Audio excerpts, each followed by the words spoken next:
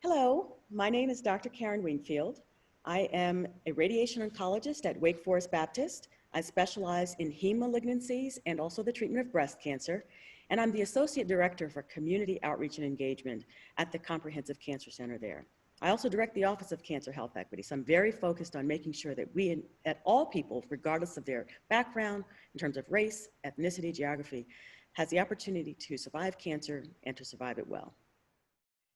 I am so excited by the invitation by Dr. David Kirsch to give an overview in terms of some of the issues that I'm passionate about. My talk in particular is going to be looking at disparities in cancer clinical trials and cancer outcomes.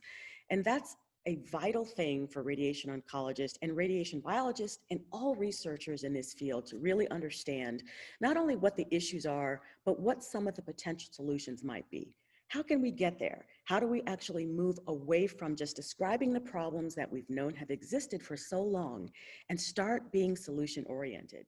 Many of you may have heard about all of the issues related to George Floyd and his killing. He was one Black man, but there are so many that have come before him and even after him. And so it's really essential that we, as oncologists, as researchers, understand that there are social determinants of health that are based in racism that we need to tackle.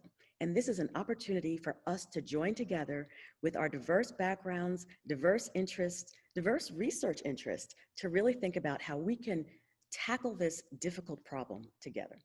Some of the key points that I'm going to address are really thinking about the social determinants of health, those issues related to where people live, work, and play, and how they may impact individuals' ability to access care in general. But then what are some of the specific things that we can think about in the way we design clinical trials that may make it more accessible to patients, particularly patients of color or those from underserved backgrounds?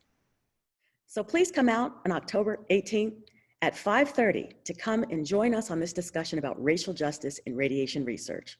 Thank you so much.